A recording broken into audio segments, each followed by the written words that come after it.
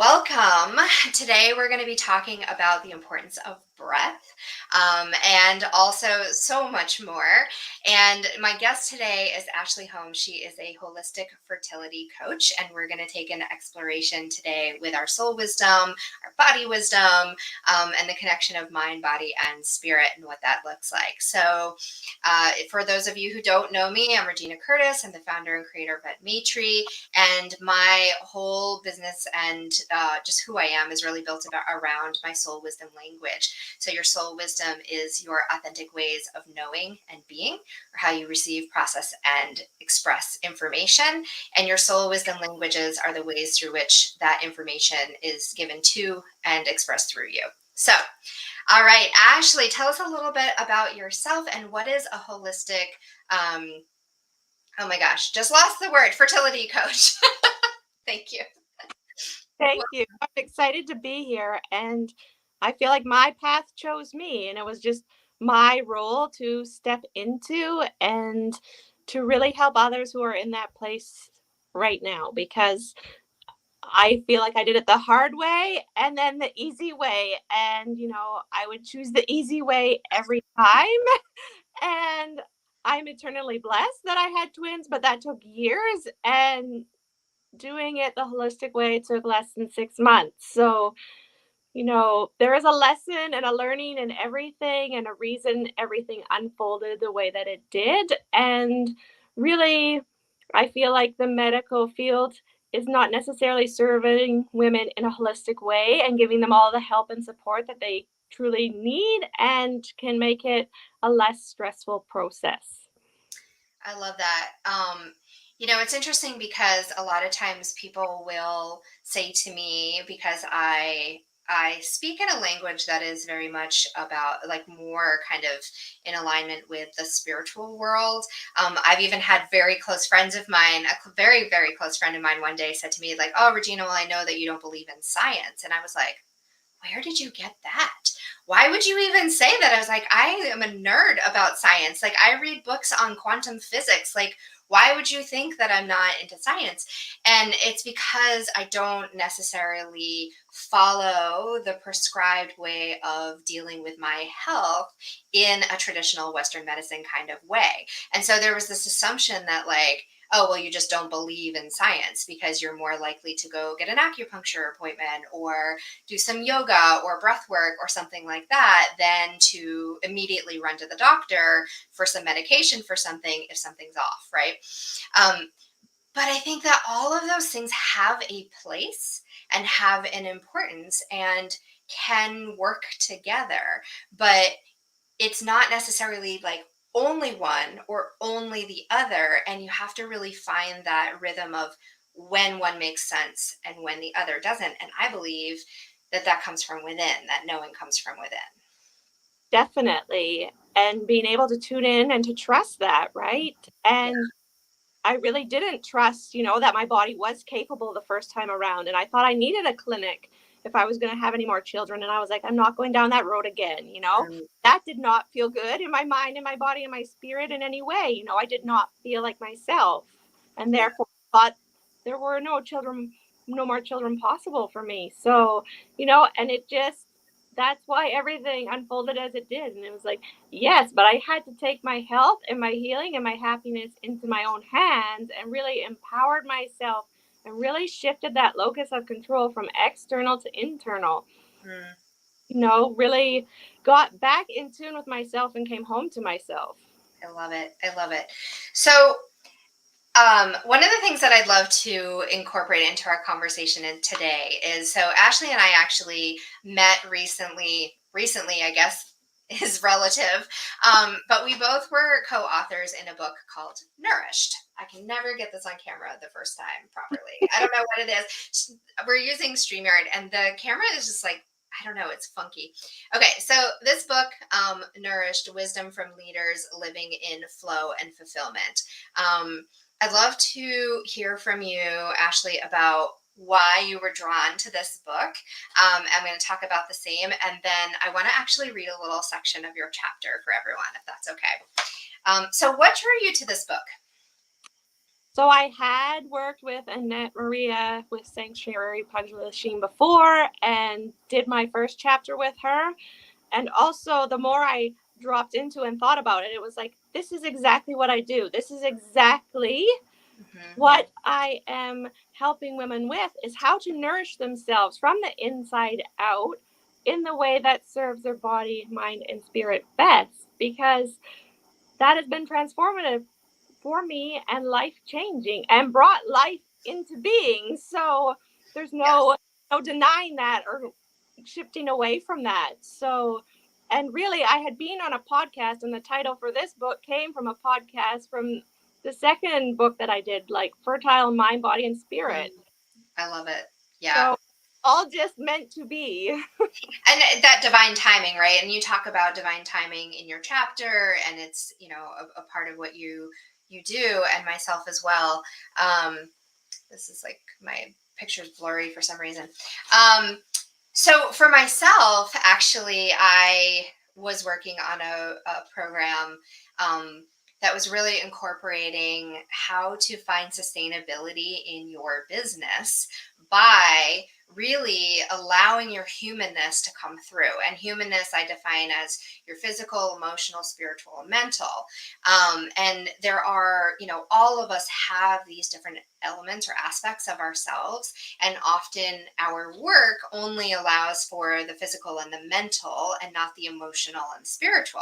And so I was playing around with this idea and creating a program, for soul guided entrepreneurs to help find that balance and sustainability in your work and your life. And as I'm sitting at my computer, dreaming up this program and working through it, I also, am connected with Annette Maria and have worked with Sanctuary Publishing. And so I hadn't written a chapter though in a book through Sanctuary Publishing, although I'd written, there's a couple of them back there, some other ones.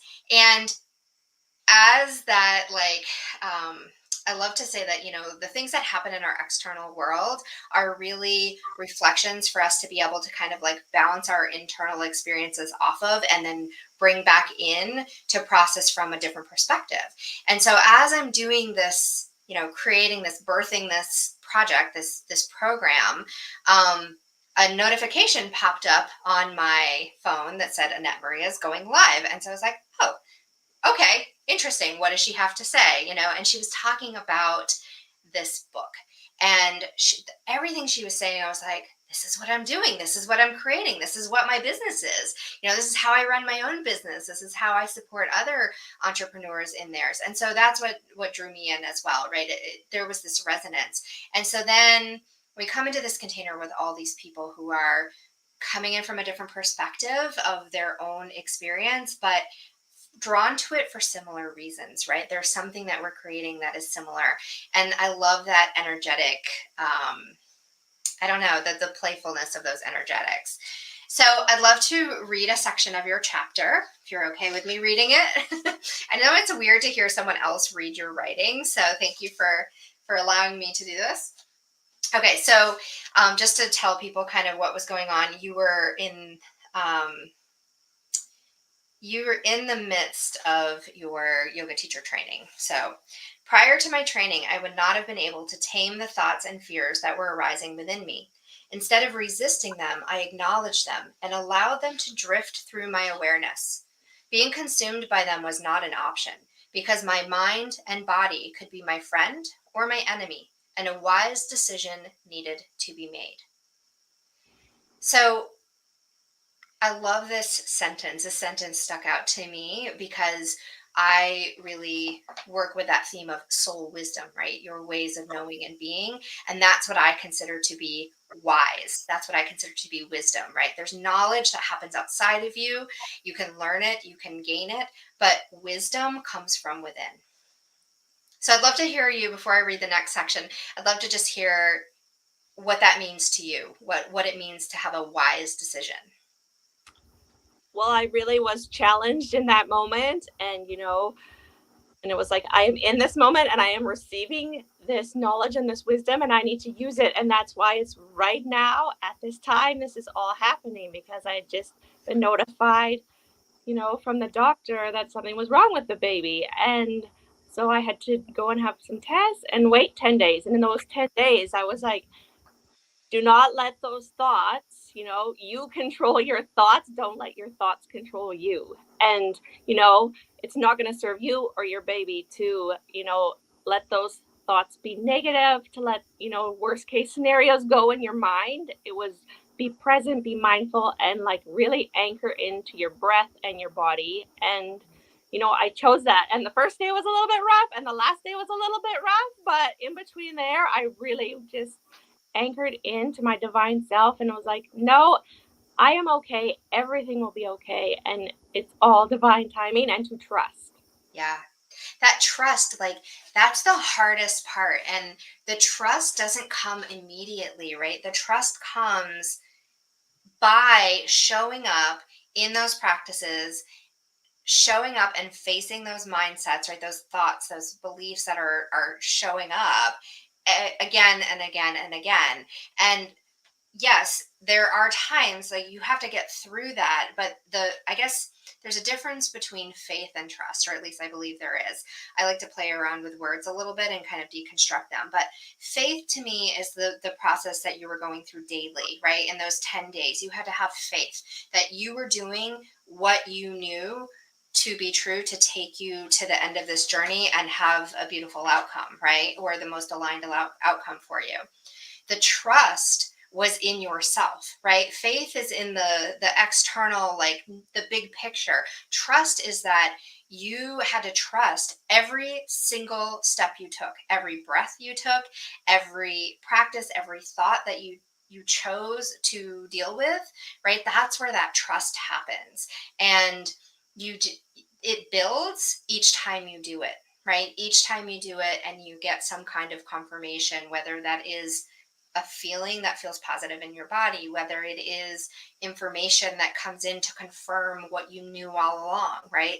Um, but it doesn't necessarily have to come from outside of you. It's something that you do consciously and repeatedly within.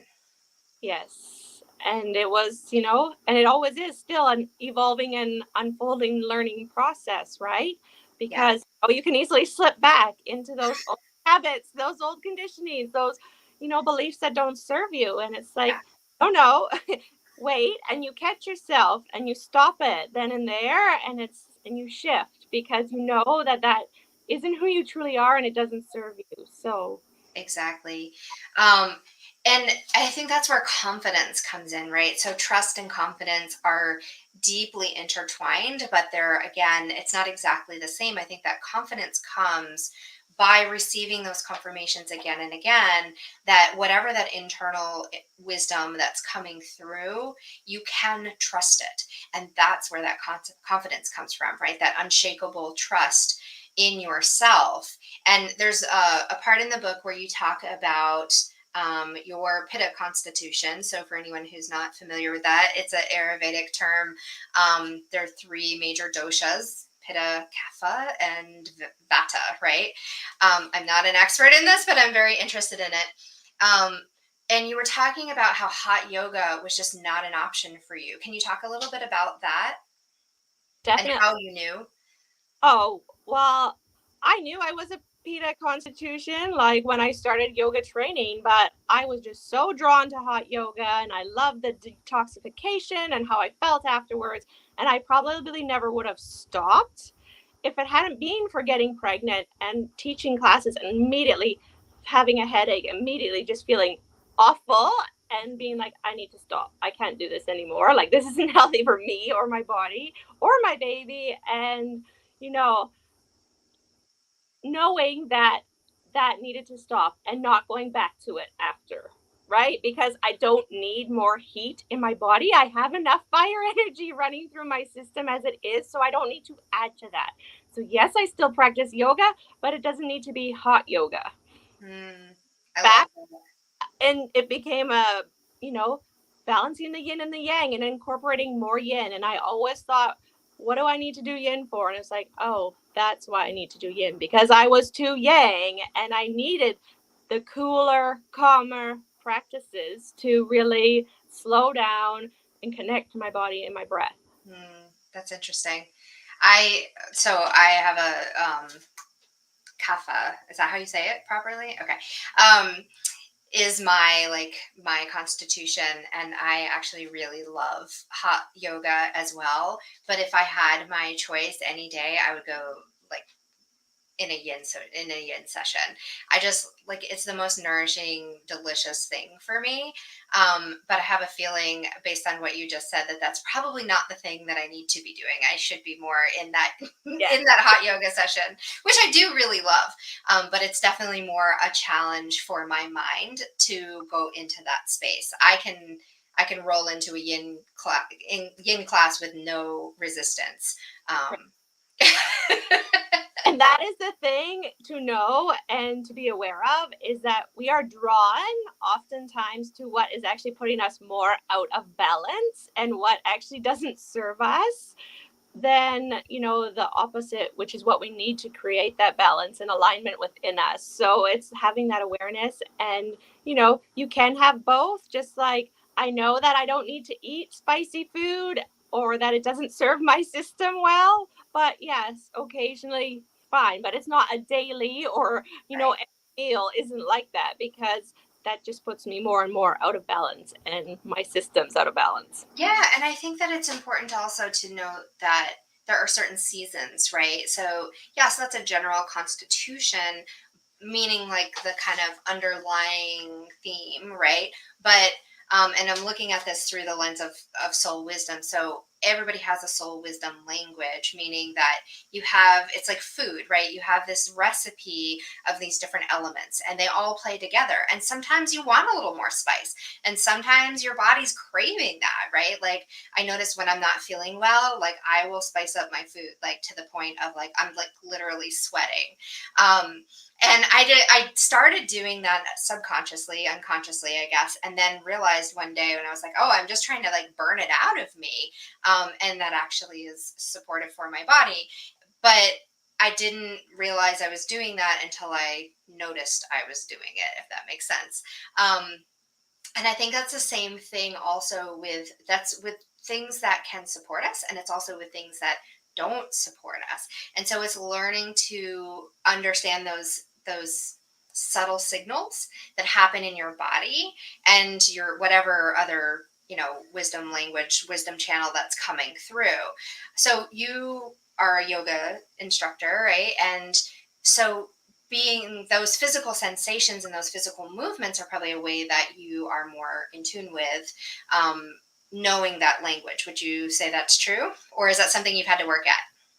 Oh, it's definitely, I had to something I had to work at, and it actually wasn't until, like, I had all of this knowledge in theory, but I wasn't applying it in the way that I should have been. And it wasn't until I was pregnant and really had to slow down and really had to be mindful, and that's when everything really dropped in, right?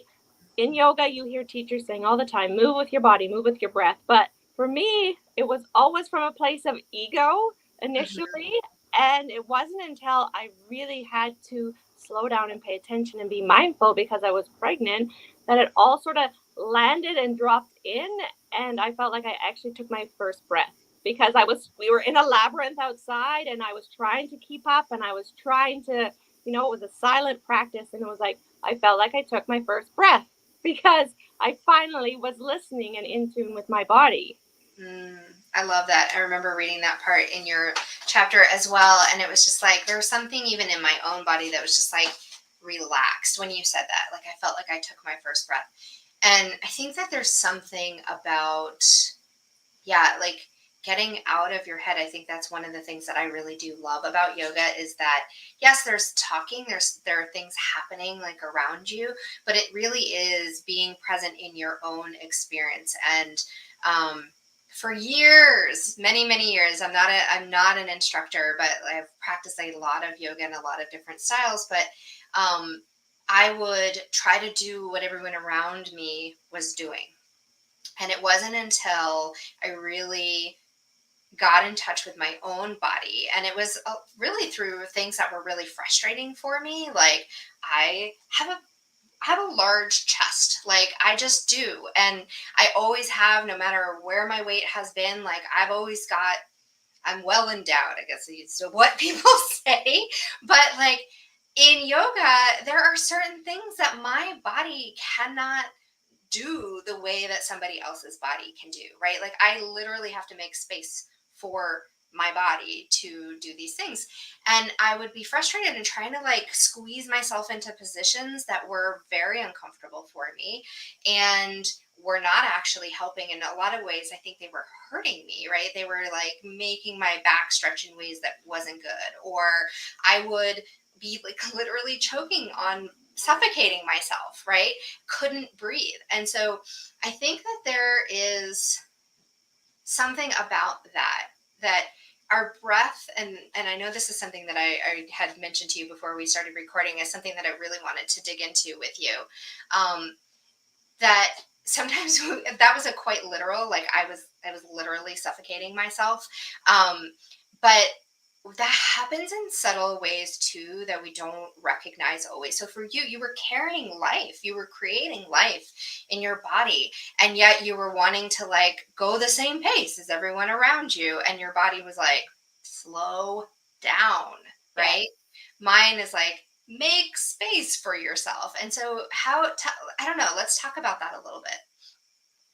I just felt like everything that I had heard, it all went from knowledge to being embodied. And that's really where, transformation comes from, because you can have all the knowledge in the world and all the wisdom, but if you're not applying it and if you're not using it, then it just stays external. But it was like, it made so much sense. And that was the moment I went from needing someone else to teach me to me being my own teacher. And so Yes. I can listen to my body and give my body what it needs. I can choose the poses that I need. I can know how long to stay in them. I know which breathing exercises to use that are really going to give my body what it needs in the moment, and to stop looking externally and to really journey inwards. And that went for my meditation practice as well. It always needed to be guided. And it was like, okay, I can drop into this myself. And the more I did it and the more that I listened to my body and what was coming up and wasn't so attached to my thoughts anymore, the easier it was. And, I could just be like eyes closed and really know that I had dropped into it and like almost wobble and be like, whoa, here Yeah. I am. It's really cool when you I don't know, I think it's really fascinating to be able to like drop into that space really quickly and know and have that awareness of it. Like I call that awareness of your awareness. And it's like, to me, that's really connecting with that higher consciousness, because your body is doing one thing, your mind is doing one thing, and yet you're still connected and clearer than ever. So yeah, I love that description that you just used. And what is making me think about is something that I talk about in my journey as a soul wisdom mentor, and I can see reflected in the work that you do. The more I learn about what you do, the more I'm like, oh, this is really cool, because we're doing very similar types of work with different audiences, right? Like you're helping through to support someone through this process of really tuning in holistically to their power, right? To be able to create life, birth life, care for, and themselves at the same time, like through that process. And for me, it's really about birthing a version of yourself, whether that's an expression of yourself through your business, an expression of yourself through your passion, your creative passions, etc. But through the process of really finding your power within that soul wisdom, right? Um, so when I first started to do this work, I think this is kind of a similar trajectory. So I'd love to hear how your experience with this was. But first, I did it for myself, right? It began with becoming a Reiki master. But my intention wasn't to become a Reiki master. My intention was to go to this class to learn how to use my own intuition, to get in touch with it, to find some tools, because I felt like it was something that was always there, and I didn't know how to use it in a healthy, productive way, rather than it just being something that I felt like would show up and like be really overwhelming, right? Or I was trying to like push away because I didn't understand it. So I made this conscious decision. I'm going to figure this out. I'm going to learn about this part of me. And because it just became really clear that I was like, this isn't going away. This is here. And so I might as well learn how to empower this, right? And then that led into me sharing those gifts with other people because I wanted to help them have an easier path, right? And at first that showed up in the way of like, oh, here are all the things that I did, let me show you how I did this. And then I had this like epiphany at one point and was like, oh, no, no, no, I'm not here to show people how to do it like I did it. I'm here to help them understand how to do it in the way that best serves them. And I think that's where you go from that place of like teacher into mentor, or that again, it's like that shift from wisdom or from knowledge to wisdom. So tell me about your journey with that. Definitely. For me, what drew me to yoga that I didn't understand initially was the energetics. Mhm. And, I kept coming back and realized, I'm not just my physical body. And the more I tapped into my energetic body, and it was like, wow, this is so powerful. And we all have access to this and we can all use this. And that's how I got into Reiki, was because I just wanted to learn more and have more resources and tools to work with the energetic body and to heal naturally and to come back into your best self in a way that isn't invasive, that isn't, needing anything outside of you. It's just coming back to you. And that's really what drew me to that. And helping people and giving them this as they need it, when they need it, and letting them also tune in to be like, yes, this is when I need this for myself. This is what, initially it can come from me, but they need to, learn to tap into and tune into that for themselves, because that's really, this is really life changing and life transformational, not only to have a baby, but to have an easier pregnancy, to heal quicker and recover quicker, and to be able to nourish yourself forever after, like thinking big picture, thinking long term. Yeah. Yeah, one of the stories that you tell in the book is about um, the difference between when you had your twins and when you were about to have this other baby, and the lessons that you learned from having the twins about how to care for yourself um, better, and therefore better care for your family and this new infant that you had, as well as your twins who were school aged at that time, right? Yeah. um, so I don't know if you want to talk about that a little bit as well, but I thought that was a really interesting part of your story. So much fear was filled with the first pregnancy, right? Because I tried so hard for so long to have them. And once I finally had them, then I always felt guilty if I took time for myself. And I always put myself last because I thought, I wanted them so much, and like give all that I had, but then didn't have a lot of energy left for myself at the end of the day. And so what happened initially was one karma class once a week is really how this all transpired and evolved, with me just doing one $5 class a week and taking that time for me and really realizing how much better I felt, how much happier I felt, how much more energy I had, and then beginning to refuel, replenish, reinvigorate myself. And it's something I do every day. It doesn't have to take a lot of time, but it gives me time. And I am healthy, I don't get sick, and I have energy for all of my family. And I know how to, just replenish and refuel myself so I'm not depleted, and I'm not running on empty, because you can't run on empty. No, no, no one can run on empty, right? Like even just like think about those words. Your car does not run if it has no gas, right? Like nothing is going to run on empty, including yourself. And um, as I am not a mother of human children, but I have cats. That's why I say it that way. But all the mothers I know are the most giving people, wanting nothing but the absolute best for their children. And I've seen so many times I've just seen them run themselves completely ragged trying to give everything they've got. And I think it's right there in that saying, right? If you give everything you've got nothing left to give. Um, and so, yeah, just having those practices in place to support yourself, your body, your mind, your spirit, right, helps you to better serve those that you love. Absolutely. And it just led to, having all that within me and tapping into it and being like, this is what I need today.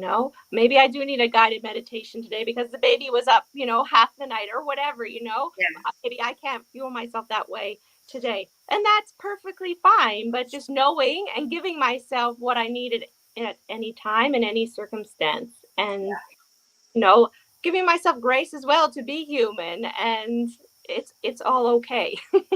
absolutely. Yeah, I think that flexibility is something that's really important as well because um, this kind of goes back to what we were talking about with the constitution, right? Like you might have a particular way that often is your kind of general state of being or your general state of preference even, but there are different seasons that you might need something different, but there's also just different times in the day, different circumstances, like external circumstances can create something that really causes you to need something different. And when you have that wisdom inside of you and you trust it and you act in alignment with that trust, then you're always doing what is in your best interest. And therefore, you're always doing what's in the best interest of all of the people around you, too, right? All of your loved ones, because you're showing up in your best. And therefore, you can show up in the best way for others. I think the best thing and the best learning that I have had and that I do for myself is to wake before them. And I've done it for like 18 months now at least. And it's like, wake before them, start my day and my intention and start with purpose and, take that time for myself and to come from that place instead of mom, and just that's how I always start my day. And it was like, this isn't serving me or them the best No, I want to. And it was just being like, no, this matters. And I need to, show up for myself and show up for them as I want to. And that's just what has evolved. And it's like, yes, it is important and it matters. And I make time for it. absolutely. And I will echo that in my own life. Like I wake up before everyone else in my house. So it's kind of funny because there's this part of my brain that's like, well, everyone can't wake up before everyone else. So how do we all take care of ourselves the best that we can? But I think it happens in different ways, right? Different people need different things. For me, I need to have that quiet in the morning. My partner wakes up in a very different way. Like she also relaxes in a different way. And both, like I need quiet both in like the on ramp of my day and the off ramp of my day. And for her, she's more like, I don't know, processing information and seeing images like helps her relax, whereas to me I need that like void of those things. So for me, I get up early, I have coffee, spend some quality time with the cats, do my journal, have some kind of movement, right? Like I kind of ease into my day that way. And it helps me be more present in my work. It helps me be more present in my relationship. It helps me be more present in my body, right? But there are days that looks very different. So I actually am very clear in the morning and tend to write a lot in the morning. So, whereas, I think a lot of people are like, oh, your morning practice has to be about meditation, right? It has to be this quiet, this stillness. The stillness, I need that quiet outside of me. But sometimes I need to like actually channel something through me before I can actually have that within me. And so I've learned to just listen to that. And some days it looks like I take a walk. Some days it looks like I write a whole, you know, blog post before I do that other stuff, right? So I think that flexibility is really important, but knowing kind of what the outer boundaries of that are and what it is that you need in order to create that environment for yourself. Definitely. I have, practices I do every day, but it's like, your day can, go in which way at any given time, Yeah. especially when you're like a house full. So Yes. I give myself grace and permission, but I know that the sooner I can incorporate those things into my day, the better off my day is going to be, and the better it's going to flow, and the more ease and peace and calm that's going to follow with. Absolutely. So tell me, I'd love to know, do you have any tangible tips or advice for someone who is wanting to incorporate this kind of practice in their life, or maybe is struggling with fertility at the moment and not really sure where to start? What would be the tangible advice to give them? The tangible advice that I would give is to evaluate the stressors in your life, in your environment, and to minimize those as much as possible, because it is a stressful process to be going through treatments or just trying to conceive and not seeing those results month after month, but also realizing how negatively stress is affecting your body and how it's landing in your body, and as well as to process all of your emotions as they're showing up and to not stuff them down and to repress them because they're still there. So, I know that I had so many tearful moments the first time around, but I didn't want to feel any of them, and I was resistant to all of that the whole way through. So, you know, feel your feelings, embody your emotions, and process them as they're showing up for you. And that's also part of my coaching. It's like, well, will you be there? Like, if I need you. And I'm like, yes, that is the point of being supported, like to Yeah. have that support, because I've been there and I know what it's like to not have that support, right? And as much as our partners love us and are there for us, they're in it with you, and they're not oftentimes able to support you in the way that you need. Well, they're So having their own experience too, right? It's a different experience, but they're also having an experience, and sometimes um, being in it that close to it is really hard to provide that kind of support, even though that's the way that our societal structure is built, right?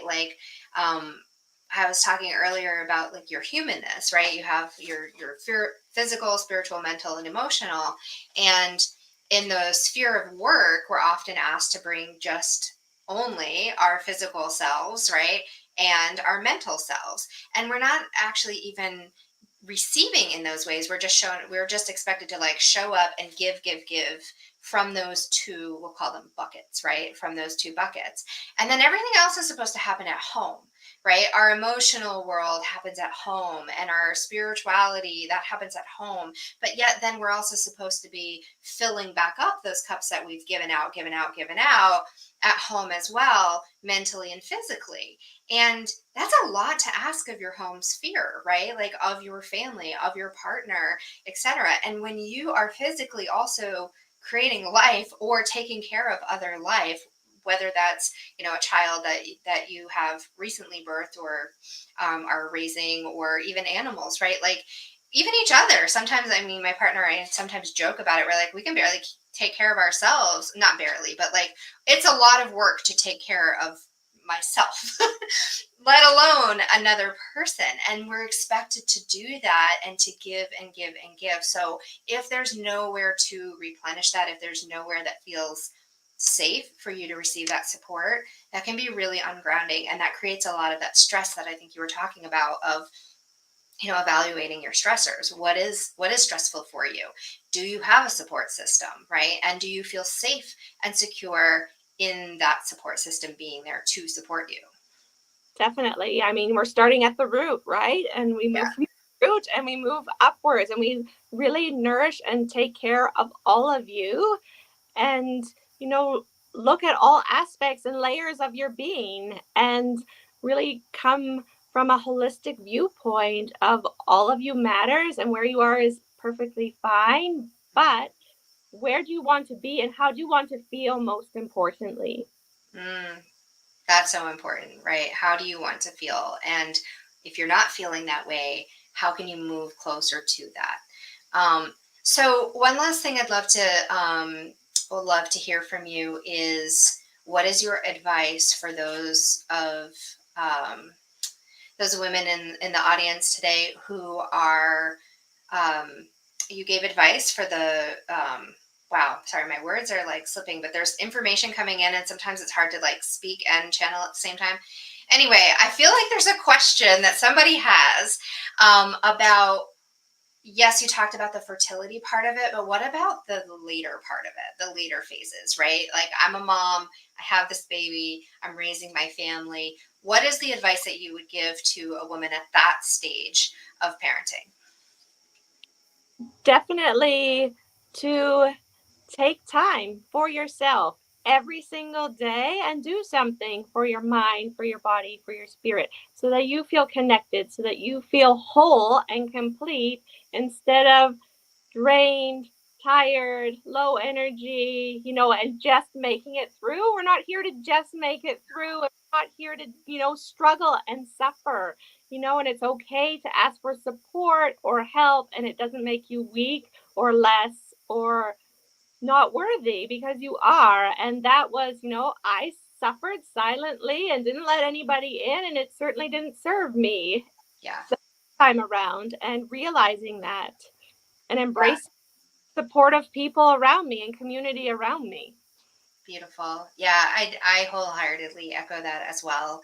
And taking time for yourself, it doesn't have to be something that is overwhelming. I know I have a client that I've worked with for a long time, and um, have worked with her through the process of several pregnancies and births and, raising her kids.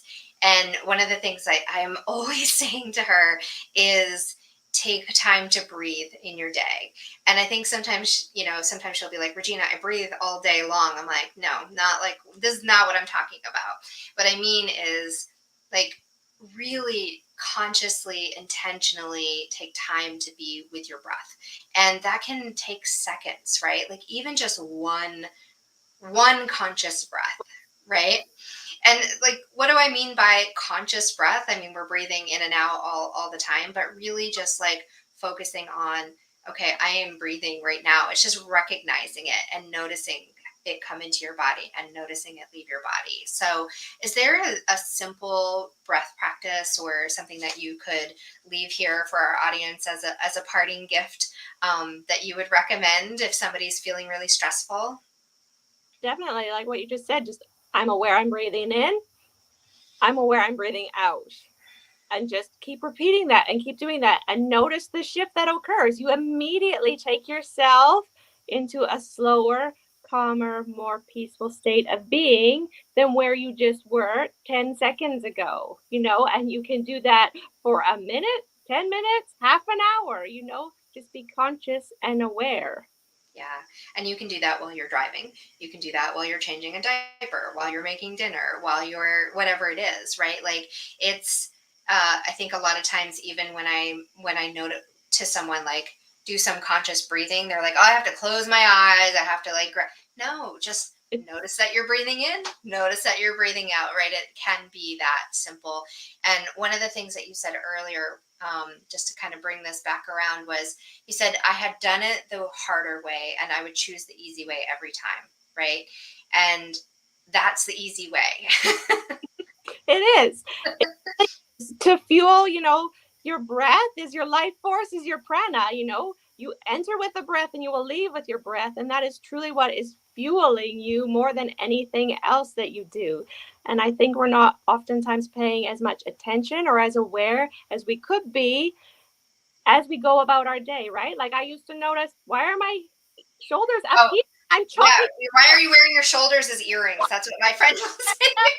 carrots. It's like, just Yeah. get in your body and be aware of your body and notice where you're holding stress, where you're holding tension, how you're breathing. If you're breathing shallow and choppy, you are feeling stressed.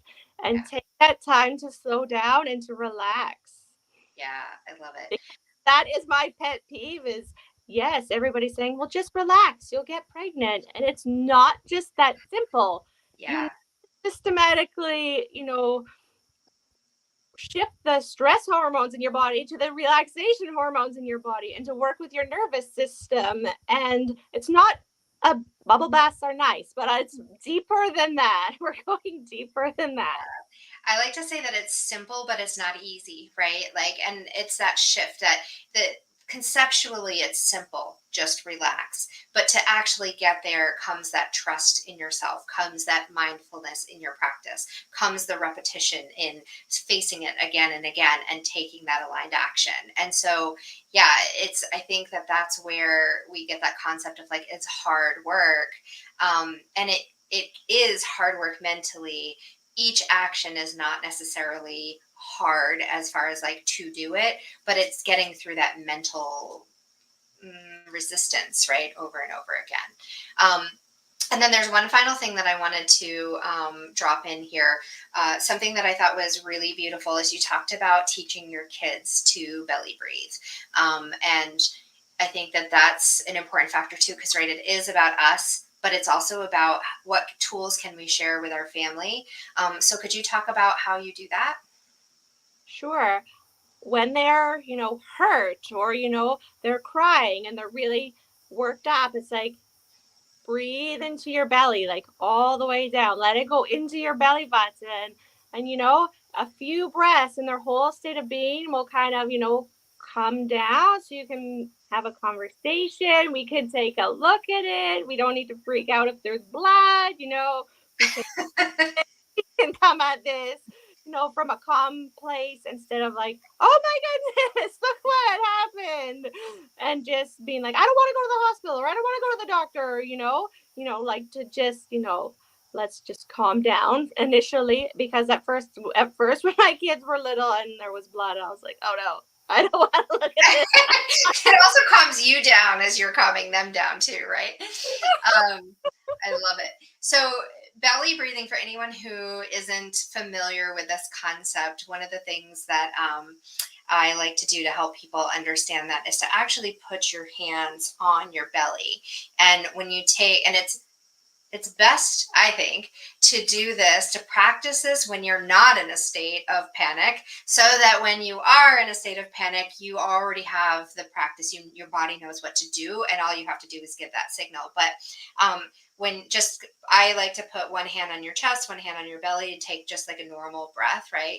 And just notice where things are moving. Yeah. And then put your hands on your belly and then actively, almost like trying to pull your belly out with your breath as you breathe in through your hands. And it's just like that mental cue sometimes can really make a big difference. So, Yeah, like a um, spoon or, there's many things that you can use. And also depending how old the child is, but also like chest, ribs, belly, and then exhaling belly, ribs, chest. So you're really tracing the breath all the way down and back out and just following that flow and slowing the thoughts is going to slow, you know, what is happening in the body as well.